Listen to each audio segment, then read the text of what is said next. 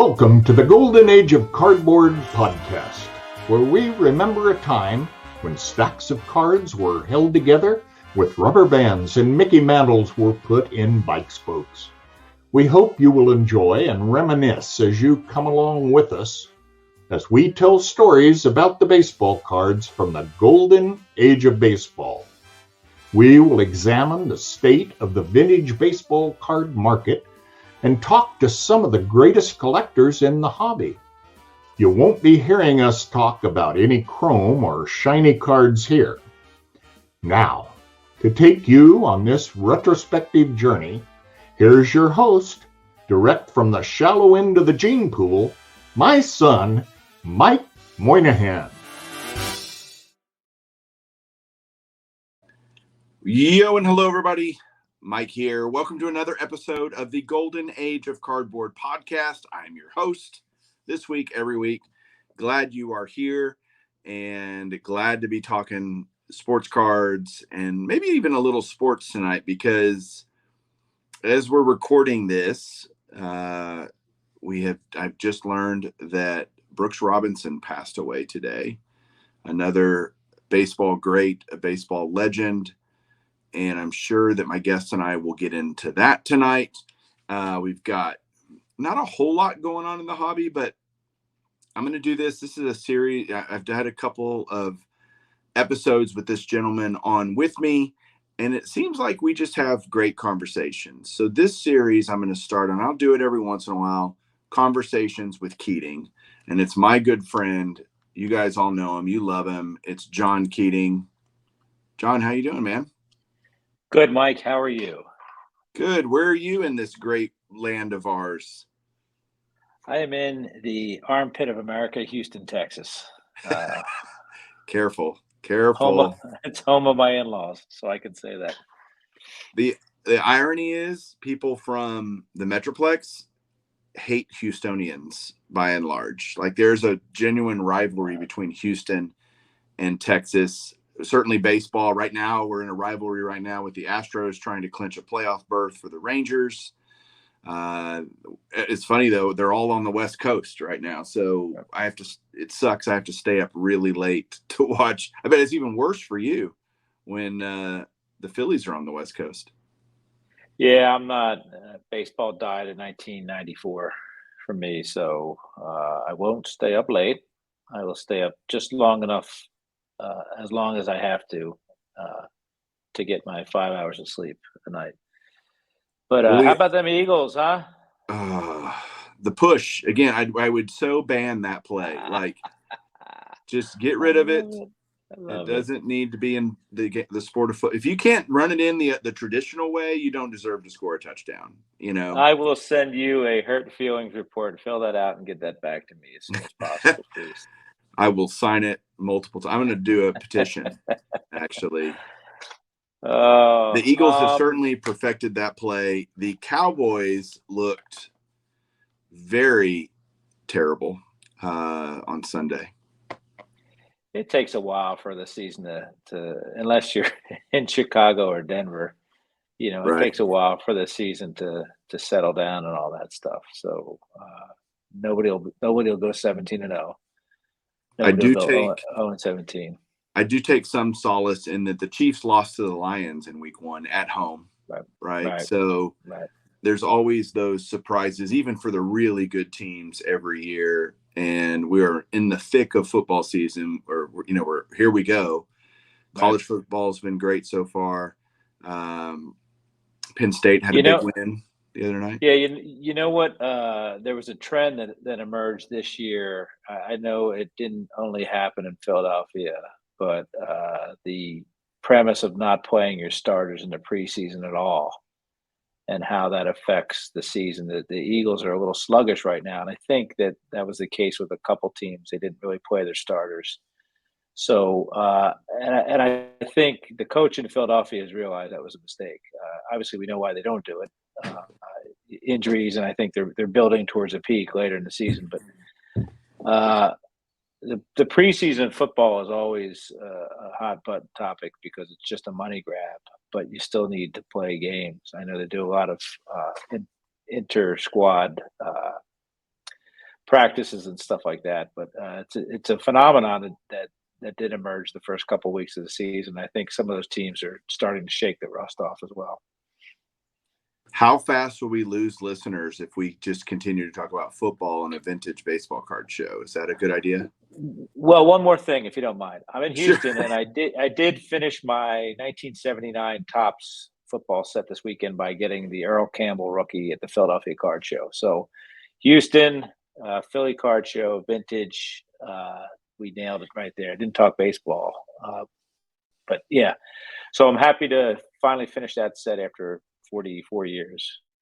Okay. Earl Campbell, by the way, was a beast for those who were around. And Earl Campbell also had an interesting relationship with Topps. He kind of stopped allowing them to use his card after a year, and he was on a couple, like a team checklist and a leader's card and his rookie card, and not much other footprint did he leave on the hobby. I too picked up an Earl Campbell rookie card recently in Austin at a Chasing Cardboard deal. I got a PSA 8, and I was so happy because I've completed the Earl Campbell player run with one card. Well, he's got two more, but yeah, it's the like I said, the team checklist and the leaders, I think, or whatever. But the base, yeah. I've got the base set card done. Yeah. And I'm so that's like about... me and Herb Washington. So you're right there with me. Yeah, I have both of them. Yeah, that's right. We both have those complete. So you and I, when we get on and I think we have a lot of fun just talking. And I think that hopefully you guys, everybody out there listening, watching, will enjoy it as well, because John and I are very similar in a lot of ways. And we both have, he has a little more gray in his beard than me, but we both have plenty. And I don't know if that beard, the grayness comes from wisdom or stress or a combination thereof. Right. What do you think? Yeah, it's kind of a badge of honor, especially in our hobby, I guess. You know, Dr. Jim's got a nice gray beard, so I think we're part of a, bald dudes with beards. I walk into every restaurant looking for bald dude. You know, a friend of mine who is bald and has a beard, and there's a dozen bald dudes with beards in the bar or restaurant. So it's quite the look you and I are perpetuating. And it's really catching on. It is. It's cool. It's what all the cool guys are doing. We'll let you know when we find them, but that is what I hear. So we now can definitively say the greatest living third baseman in history, or the greatest living third baseman is Mike Schmidt. Now that Brooksy died, right? Yeah. So Brooks Robinson was a one-team guy. He really, prior to Brooks Robinson, we didn't know a lot about third baseman. Maybe Eddie Matthews by a couple of years, but I always look back at that. And I know you and Orlando covered it last week. The Sporting News all-time All-Stars. I think it was Pie Traynor was the third baseman on that. Right. You know, think about the latter half of the 20th century and the third baseman that came, Matthews and Robinson and Schmidt and Nettles and all those guys. So George Brett, Wade Boggs. Brett, Boggs, yep. So really that position was defined in the latter half of the 20th century, and Brooks had a lot to do with that. Eddie obviously did it with his bat, but Brooks did it with his glove, which not a lot of fielders prior to the 50s were really known. I mean, they were wearing oven mitts on their hands, but like Brooks came along at the right time and had the right set of skills to really elevate all fielding positions, I guess, or infield positions. I think he brought a awareness to how important the hot corner is, and how much defense matters. Brooks wasn't a prolific hitter. He was good, right? Right. But for that era, he wasn't, considered one of the best hitters, although he did have some clutch moments where he delivered some key hits throughout his career. He was known as the human vacuum cleaner, which might be the greatest nickname ever, right? Yeah.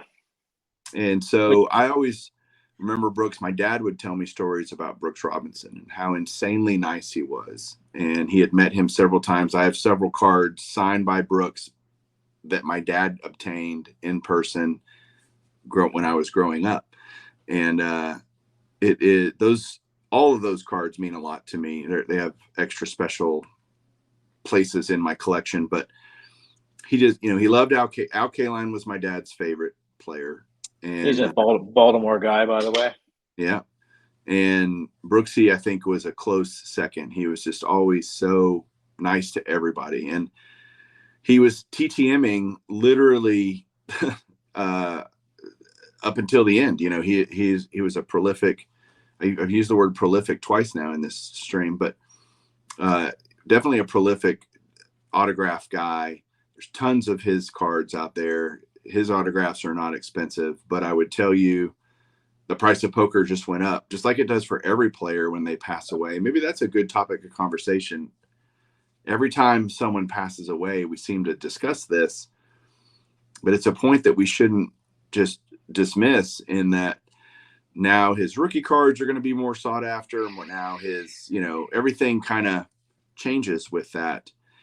Why does it take someone dying? Here's my question to you. Why does it take someone dying for them to be recognized for the greatness that they achieved in the sport? Well, I mean, you can draw the same question from making the Hall of Fame versus not making the Hall of Fame, right? As much as we like to rag on Harold Baines, did it move the needle on his cards? Like, we feel like it's like kissing your sister, right? Like, oh, he's a Hall of Famer, his rookie card, but you don't really want anything to do with it. I mean, it's the same thing when somebody dies. His work was done on the field a long, long time ago, many, many decades ago. So if that didn't solidify his worth in the hobby, whether it's underrated or overrated, I don't think the death itself would. Maybe it gets a little bit of a bump and then settles back down. I mean, we were talking about Jim Brown a couple months ago, but Jim Brown, I think he settled back to kind of where he was, perhaps. I think it's kind of like anything. It'll have a spike and settle down, probably not as low as it was before, but it definitely won't stay at the peak very long, more than a week or two, for sure. What's your favorite Brooks Robinson card? Well, I was going to talk about Brooks Robinson's cardboard history because it's pretty amazing. It's, he has his rookie card in 57. His last base card is 77 tops, but he has a 78 tops record breaker card, if I remember right. Like playing the most, I think it's most consecutive seasons with one team or something like that. Right. And I think he eventually tied with Yaz, I think, on that, right? Yeah. But Brooks, I don't think as much about cards that I love of Brooks as much as cards that I think are terrible. But let's talk about cards that I like. There's only one of those. My favorite Brooks Robinson card is 1971 tops. Which number? Do you know?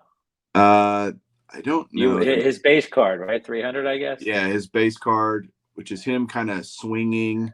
It's like a follow through of a swing. It looks like he missed, but it's a cool little action. That's just not an unusual action shot, right? So, right.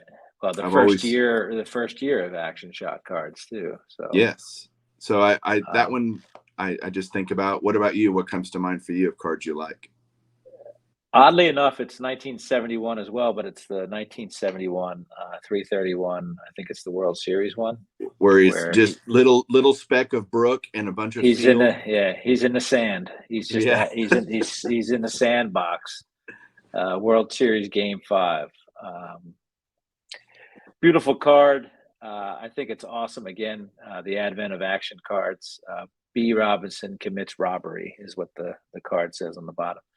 I also always like the 76, where he's kind of got the sun in his eyes and he's got his glove, and I mean that's what we knew Brooks for, was his glove. So the 76 has always been a little bit of an odd, fun one for me. The 73 one, I think he's also fielding, if I remember right. Let me see. I got it all right here. I should have. Hindsight's a wonderful thing. I should have pulled some Brooks Robinson cards out. Yeah, I mean, he had a lot of them, obviously, and he was on some multiplayer cards, obviously, with Frank, and he was on one with Hank Bauer and maybe Frank in Yep, '67, was it, right? So 67 and again, 68. Yeah, yeah, and you have to say the guy was a champion, right? yeah. Won a couple World Series, that's for sure, in a tiny market of Baltimore. That was a good caption on that card too. It's called Bird Belters. Him and Yeah, Frank Robinson. yeah. Uh, Yeah, so he had it all, man. He had all the oddball stuff, right? The coins, the decal edge. I think he's in a tops game, Top 68. Super, or Yeah, Topps Giants, yep, got them all. and Top Super, all those. So he spanned really a huge amount of years over cardboard, right? I mean, that's a very long career. But I got to say, and I want to get your reaction to this. His 58 card might be the ugliest card of any superstar. I mean, what's he doing It in is. 58 tops? I bought that. I got that within the last, I guess, year and a half. When I finished my 58 set. I took him to In-N-Out Burger and propped him up and took a picture, and it's it's funny to look at, right? Everything's funny about it. His collar sticking out of his shirt, his look, and I always say how crazy it is after one of the most fresh faced, bright eyed cards ever. His 57 rookie. He looked like a guy that in 365 days has been beaten down and yeah, churned up by the world. I mean, there's only a year or maybe even less than a year between when the two pictures were taken. And it's hilarious. It is. It's hilarious. It is It's one of those jokes. It's one of those jokes that it'll always give people a reaction as they discover vintage cars and go back. And somebody right now is on eBay buying a '58 Brooks Robinson and probably chuckling to themselves. his 58 is actually quite expensive. I think it's 67. He's a high number. And so that's crazy expensive. I don't own that one yet. Actually, I think that's the only Brooks Robinson card I'm still missing is that one because of the price, with it being a Right. number. I need to just do a Brooks Robinson player showcase, even though it's not complete, just in honor of his passing. And Yeah, card 600 is the 67. there you go. And card number one is the one with Bauer and Frank Robinson. So yeah, he had. I'm surprised Ray from Philly hasn't done that run yet, but he was able to finish the Yaz one, but this one would probably kill him for sure. So much going on there.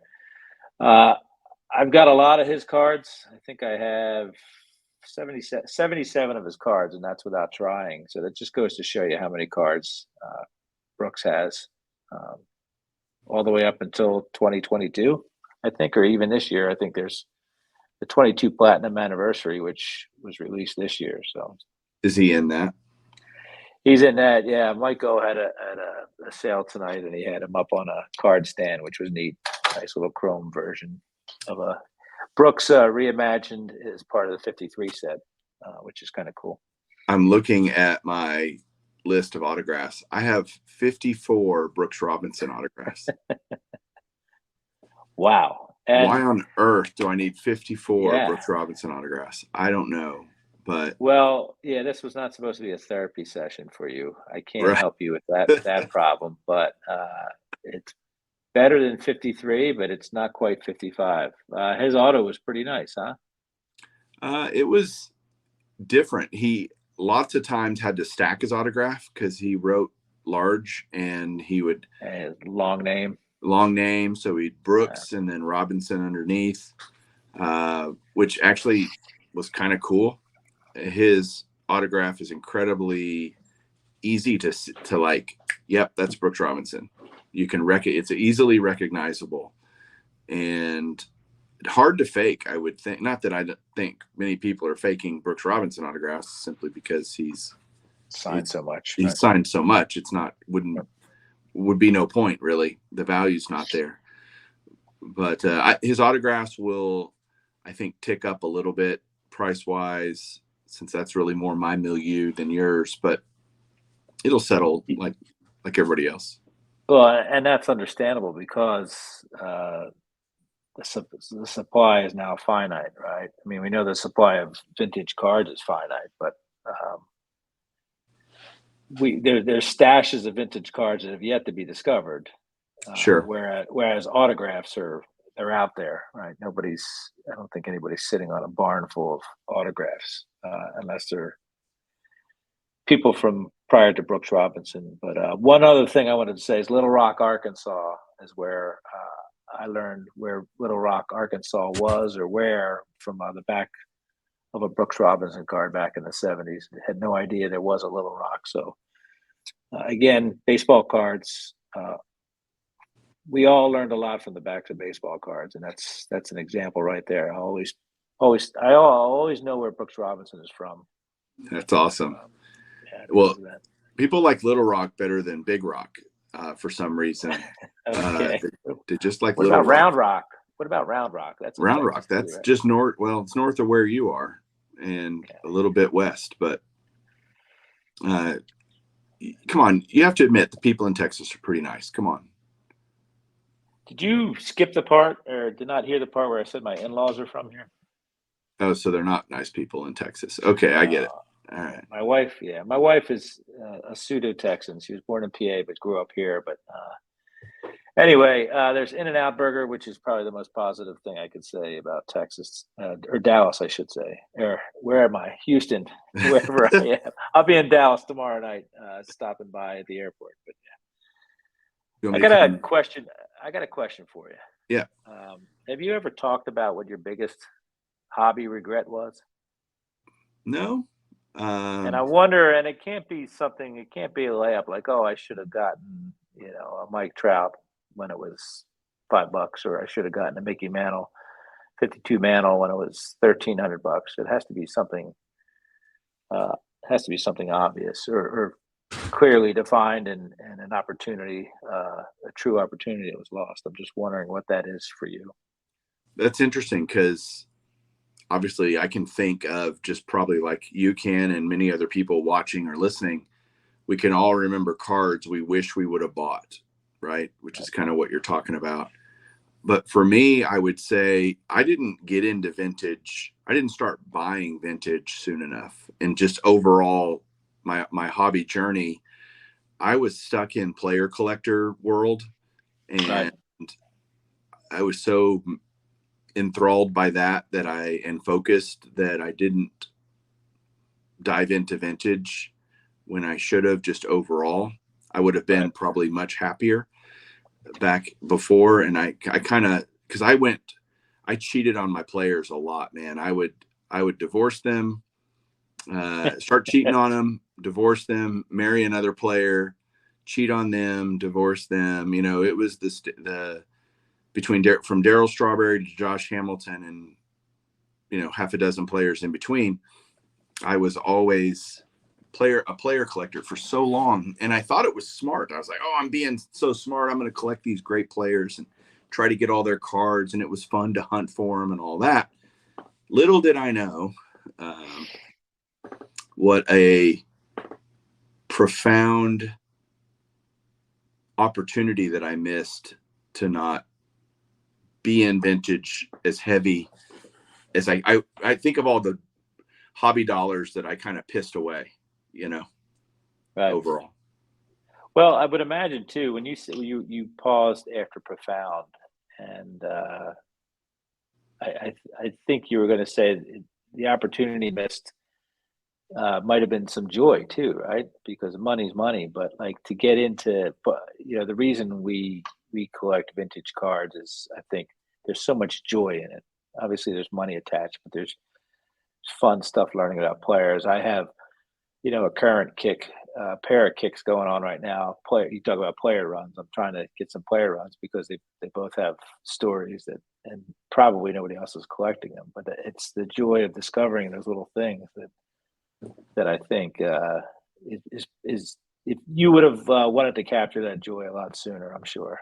That is 100% true. But like a lot of things, I dated a lot of girls before I married Julie, and I found the right one.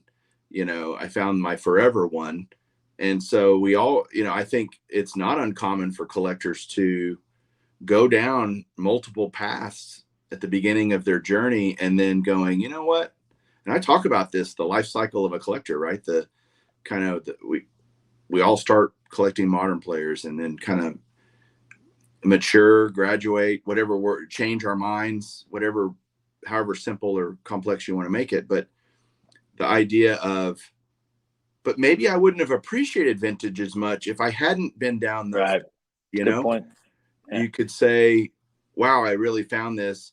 How would I know that all the others would be less fulfilling from a joy? And it's not that I didn't have fun doing it, but it was ultimately unfulfilling, if that makes sense. It was a never ending fling. Yeah, it was a fling. And this is like a permanent relationship now, And I realized I couldn't finish any player with one of ones and all the stuff that are out there now, especially you can't finish a player unless it's a vintage player.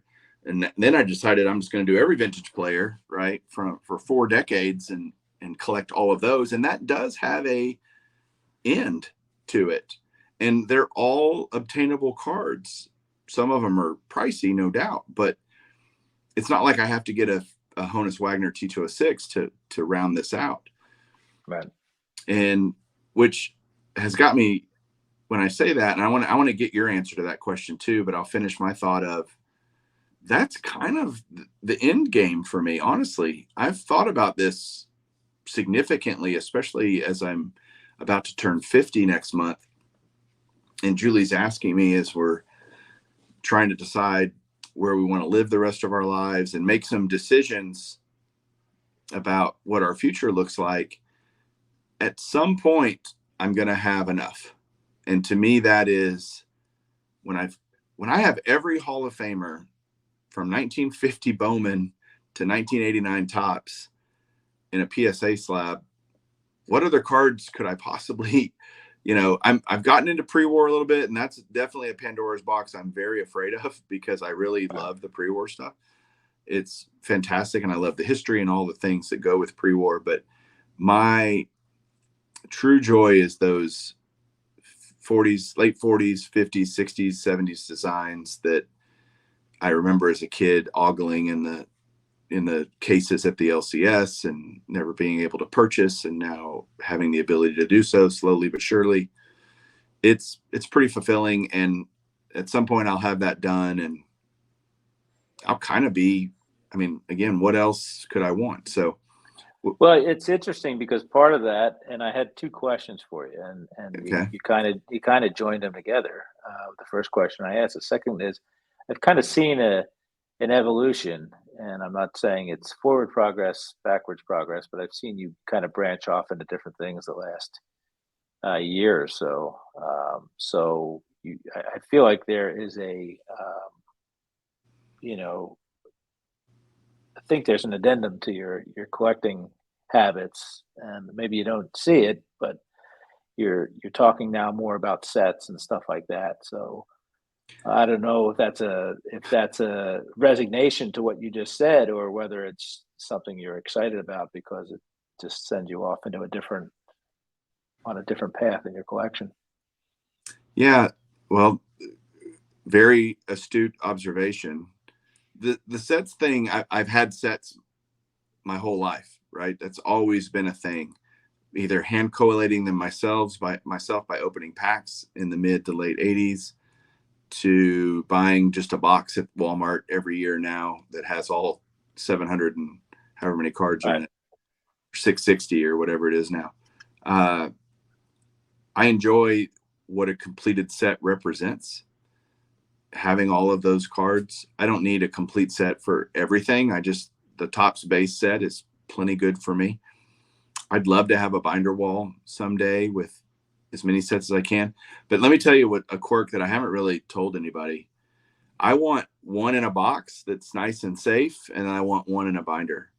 So I really want 2 sets if I'm being, which is so stupid, by the way. I think it's so a dumb. Suicide mission, man. It's so dumb. But there's a difference between collecting vintage completing a vintage set as they say, post ipso facto, as opposed to completing a set in real time, uh, via packs or buying a factory set. That's the whole fun to me of, and obviously a delineation we use in the eras of collecting. There were no factory sets minus 1 year prior to 1981, and it's more difficult now to put those sets together than it is to put together, obviously, a modern set. Well, I'll tell you, my set collecting journey to this point has been one of, I'll call it, very wide discretion, in the sense that I don't need minty gem mint cards for a binder.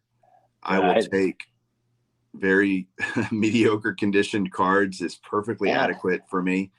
And because I've always struggled with, this is the problem. The reason I hadn't done a lot of vintage sets before, I kind of wanted to do my life run, from 73 and keep that kind of going. But now that I've kind of journeyed prior to that on the timeline, it's been only if it's a really good deal. Like I'm not going to go chasing after these sets and trying to spend gobs and gobs of money, because I have an inherent problem with paying, some stupid amount of money for, the backup second baseman for the Chicago Cubs in 1971. I just don't care. I don't care about that card. So why would I want to own it and pay good money for it when I don't really care, other than to have that complete? It's a completionist thing maybe for me.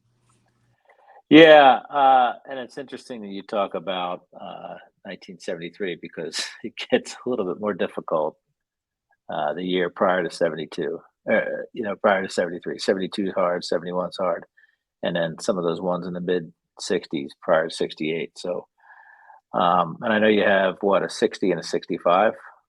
60, 65, 70. I've got partials of 10 other sets, but those have all come from big giant lots that I'll buy when I'm getting the cards for relatively small amounts of money on a per card basis. So I'm like, okay, that's cool. I'll do that. But I'm not going to just, and then when I get close, I'll go on Sport Lots or somewhere and fill it out. Right. Right. Well, it's neat because you're buying collections now, and then you're not necessarily buying premier cards all the time. You're the basement collection is pretty impressive. When you first started showing me pictures, I was like, Mike, I don't care about 1981 scratch off baseballs. If you bought a whole basement full of those, I don't think you spent your money wisely. But it's neat to see the stuff come out of there and influence the way you collect as well. I think it's you don't have to walk around every day with your 1971 list. It's something that when opportunity strikes, you can add another 20 cards or 15 cards or 100 cards, depending on it. So that's what's fun about it. It's not always front burner stuff. It's which is why a certain way of collecting is fun, because it doesn't you don't run out of ideas or things or projects or whatever. So the more different things you collect, the more you'll collect, the longer your collection life will be, I think. Well, yeah, I mean, I'll always collect. There's things I just love. Hall of Famer, getting Hall of Famer autographs, and I love 5-star. So as long as that product line continues for Topps, who knows if that will, but that's a project that will kind of be ongoing. I do like that aspect, buying a new set every year. Let me ask you, how do you decide what sets you're going to binder and which ones will stay in a box? I'm way behind on that, because I have my 68 through 79 in binders, as well as my 58 Topps. I have 56 in shoebox. I have my 59 and 60 football, and they're still in the 5-row box with the rest of my football cards from that era. The 80 Topps baseball card set, which I've had completed since 1980, has never made its way into a binder, and that's probably the one I need to throw into a binder next, because it's done. And so the answer to that question is I have about at least 4 sets, maybe more, that need to go into binders, flagship sets, I guess the kids would call them. So I'm behind there. Let me give you a pro tip. Okay. Or amateur tip. I don't know. I'm not getting paid, so I'm really an amateur. So what I did when I started going you down, said 8 o'clock your dogs would be in bed, dude. Man, yeah, I know. What are you gonna do? There's still people awake in the house, and they decide on every small noise to announce their presence with authority. So when I went down this, okay, I'm going to start doing some sets and binders, and I thought, okay, binders are expensive, pages are expensive, and so what I did was I went on to Ultra Pro and signed up for, because I wanted all. Here's the other thing, anal as it might be, I want all my sets in the same type of binder. Yeah. I don't want Frankenstein binders, That's tough, man. That's tough. It's tough because I've got black ones and blue ones and maroon ones and different styles and fonts and all this stuff. And I'm like, okay, let's just start fresh. Luckily, I don't have a ton of binders that are, I'm starting at a point where I haven't already sunk all this money into this, where, okay, let's do it right the first time. I've learned my lessons. You need to buy binders anyway, right? That's what you're saying. Right. And so I would go into Ultra Pro and I would just sign up for notifications of sales. And I don't spend $12.99 on a 3-ring binder. I wait, and they come on sale every few times a year. They'll have a sale where you can buy binders for $6, $6.99, $6, something like that. That's which sounds silly, but it all adds up. If you want to buy, think about it. If I want to have every top set in a binder from 1951, that's a lot of binders, 70 plus binders, right? So I wait for the sales and I'll buy a case, and that'll get me 8 or 10 of them for significantly less than they are retail typically. Right. And same. What if they discontinue them? Is it the black ones with the purple lettering, or? No, I'm a blue guy. So my binders are, I'll show you. Here's my. I thought you were going to say you signed up, you registered for the Binder of the Month Club, kind of like the Jelly of the Month Club in National Lampoon's Christmas Vacation. So there you go. That's nice. Ultra Pro Baseball blue, and then I'll usually put a card down here, an example, but This is a 2021 set. This is the whole base set. I'll ultimately put all the update. I have all the update sets too, because I buy those. I'll put them in here, but this happens to be the Gold Stars version, a set that I opened, and it was the Gold Stars, and I have a sealed. That's much easier, by the way, on modern cards, to buy one to open and buy one to keep. The one I happen to open. The Gold Star one, is that a number to what? It's not numbered to anything other than it's 1 in 3 of the Walmart sets in 2021 were this special Gold Star. I thought the Blue Star one was each card was a 50 or something like that. Yeah.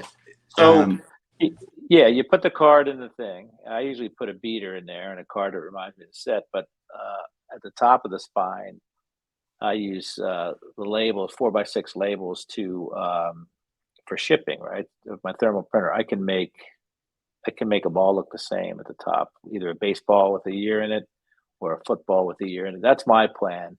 Sure, the colors will be a little bit different, but the spines will all have that same, portrait label with what, there'll be a little uniformity there. But once you open it, though, forget it, because I have 100 pages, eight pocket pages, waiting to do my 55 set, waiting to put my 56 set in, but I just haven't done it. I'm like 80% done the 55 set, but. I have the binders, I have the pages. I just haven't gotten around to it yet. There's some fun to that, by the way.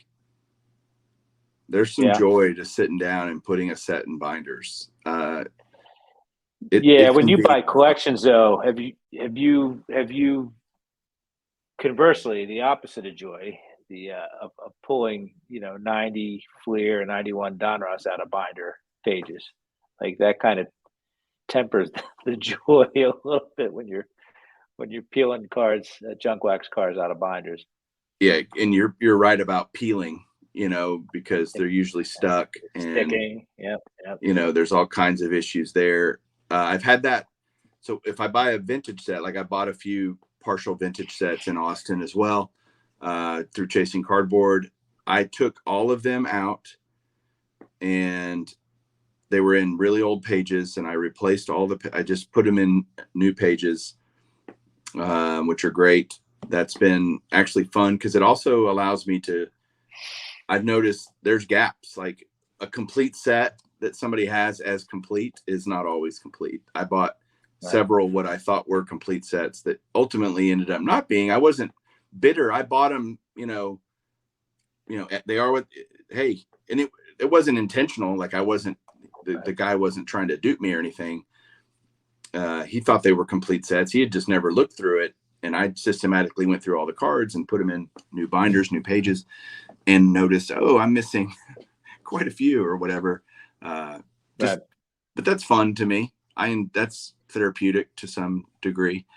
It is. And I, I know you're accumulating stuff as it comes in. I do the same thing when I buy a collection. I just did that with my 69 through 72s. I look at the condition of the cards, stack of 50 72s.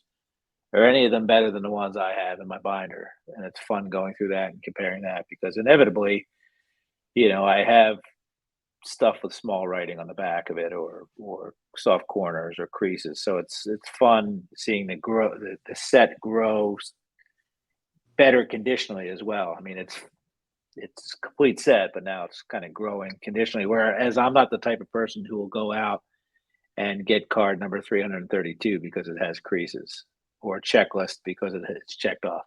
If it happens to come into my house and replace it, then that's great. So that's joy that I get as well.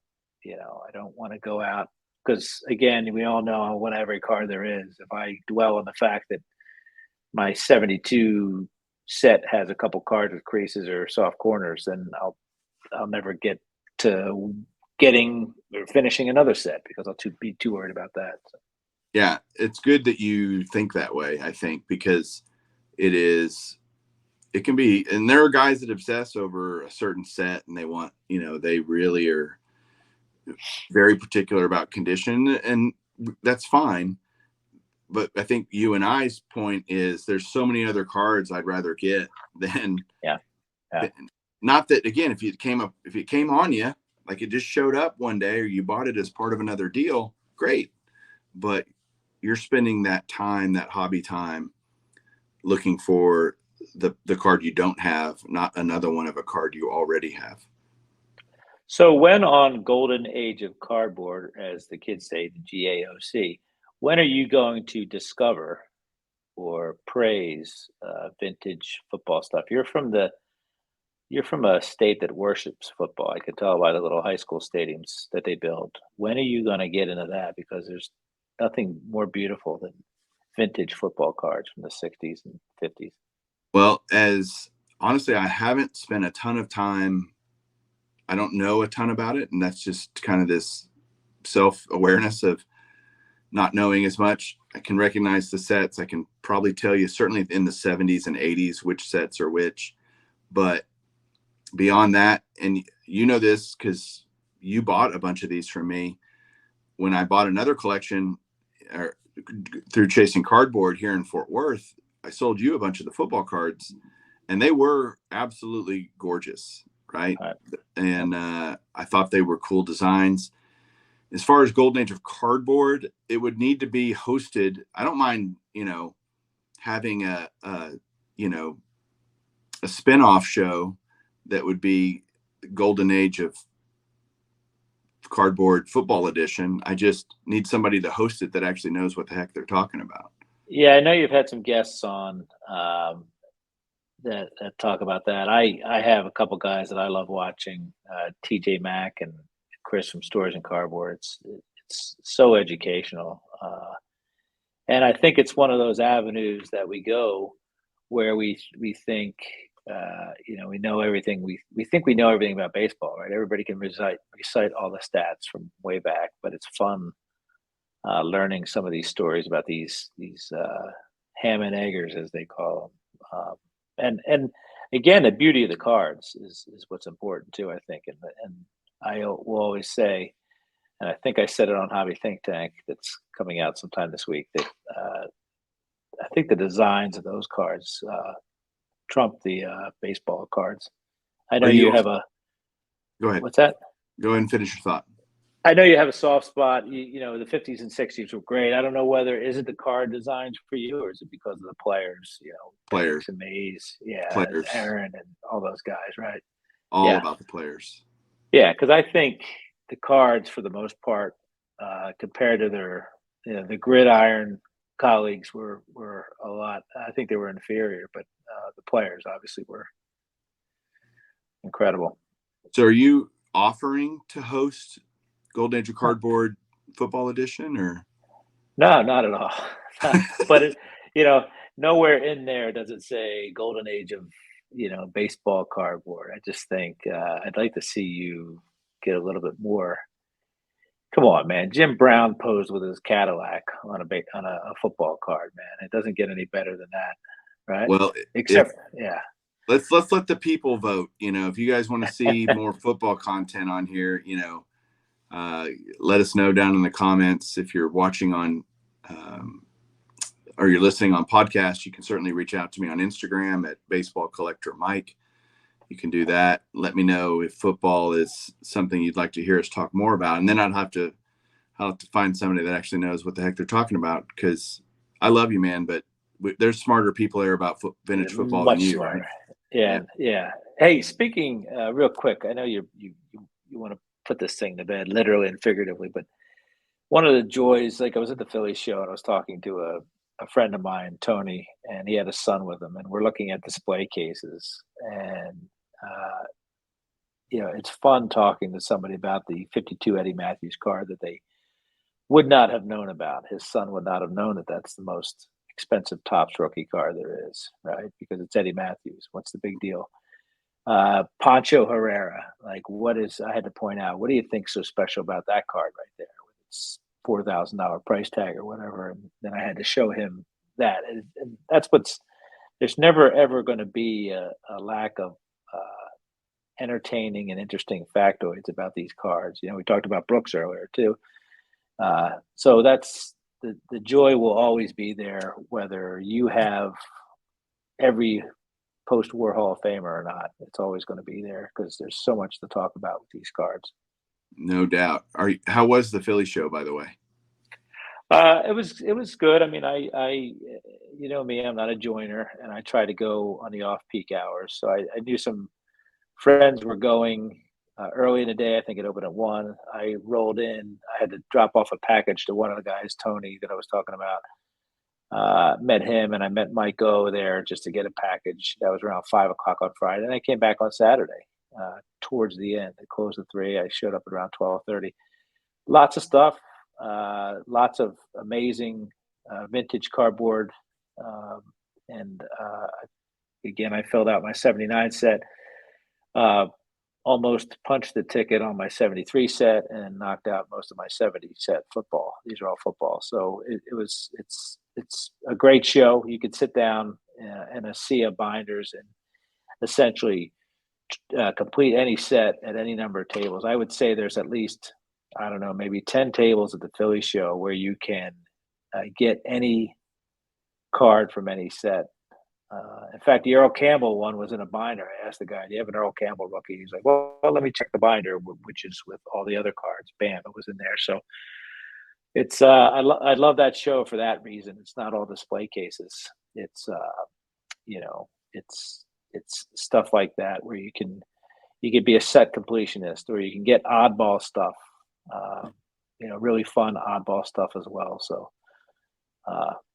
good times though. I mean, they have a great amount of autograph guests there, and it's a successful show. People don't say many bad things about the Philly show for some reason.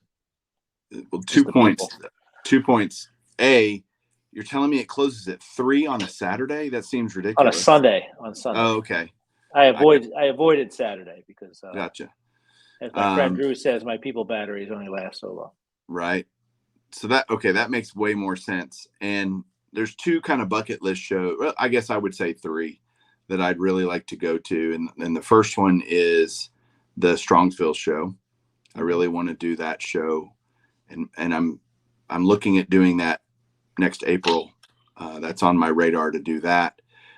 I want to do the Philly show for sure. And then I want to do one of the Nashville shows. I hear they're pretty good. And my brother lives there. And so my brother actually, John, is going to the National next year. He called me. Oh, huh.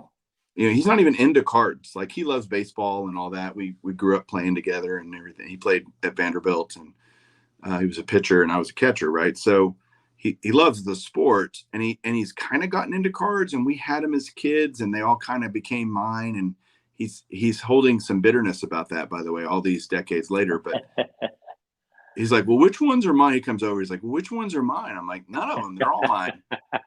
You haven't been lugging them around with you for the last 30 years. Right. The first move, podcast, they dude? became mine. Yeah. But he said, I want to go to the National with you. I want to see it. Because he watches a lot of my videos, and especially stuff like that. And so he's like, it just looks like you're having so much fun. I want to go be a part of that. And I'm like, well, it is a lot of fun. Just don't meet John Keating. He's kind of a jerk, but. Well, Cleveland is a big day out for people that live in Tennessee. So I can't, it's a good point for wanting to go uptown. I will tell you, Nashville isn't on my radar, but I would like to go to the National Expo in Toronto. Because I know you've wetted your bed several times over the 78 OPG Eddie Murray that you have, but I'd love to get a lot of that. I mean, what better way to bang out a lot of 70s OPG than up there Toronto way, Yeah. Well, awesome, man. Looks like we got a lot to look forward to as we continue this collecting journey, and love the conversation. We didn't have a plan, guys. It was literally hit record. We knew we wanted to talk about Brooks, obviously, because that news just broke, and he was a great player and a great Hall of Famer. So, and a great person by all accounts, as your dad can attest to. So. He will personally attest to that, or at least from all his interactions with him. So thank you, John, again, for being on the show. Love the conversation. Really appreciate your friendship and your hobby love, man. Cool. Thank you, sir. Appreciate it. All right, guys. Well, that's it for us. Let me get ready to shut this thing down. Thank you guys for watching. Thanks for listening. We'll catch you next week for another episode. Keep collecting.